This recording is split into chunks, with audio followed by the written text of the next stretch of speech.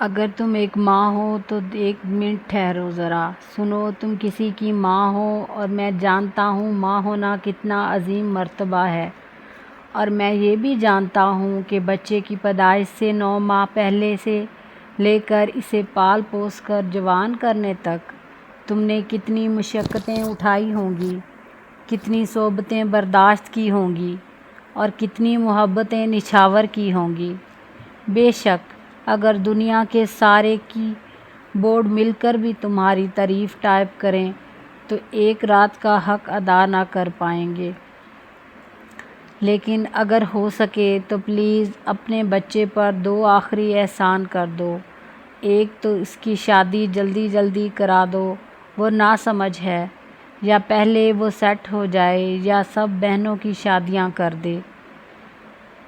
اس سب کے انتظار میں 23 سال تک اسے مت بٹھاؤ۔ اور دوسرا احسان اس کی شادی سے چند دن پہلے یا تو اسے اپنا گھر بنانے پر قائل کر لو، یا پھر الگ پورشن یا کمرہ اس کے اور اس کی بیوی کے لیے لازمی ہو۔ میں معافی چاہتا ہوں۔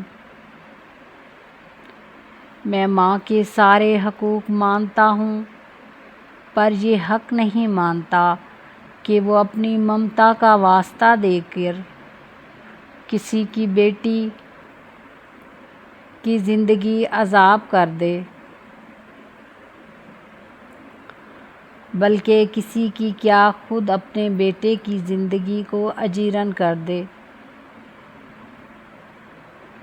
اگر ایک بیٹا اپنی جوانی تمہاری فرمانبرداری اور گھر بار کی خدمت میں گزار دیتا ہے تو اس کا یہ صلہ ہرگز نہیں کہ اسے اپنی زندگی نہ جینے دو۔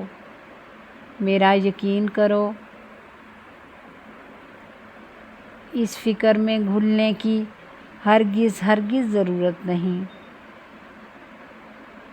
کہ تمہارے بیٹے کی بیوی اس پر قبضہ کر لے گی، کیونکہ قبضہ بہرحال اسی کو مل کر رہنا ہے۔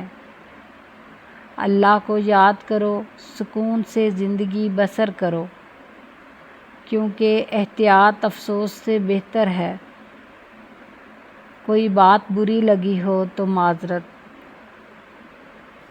اگر میری تحریر اچھی لگی ہے تو اسے اپنی فیملی فرینڈز کے ساتھ ضرور شیئر کریں۔ مجھے اجازت دیں، اگلی ویڈیو میں ملیں گے۔ اللہ حافظ۔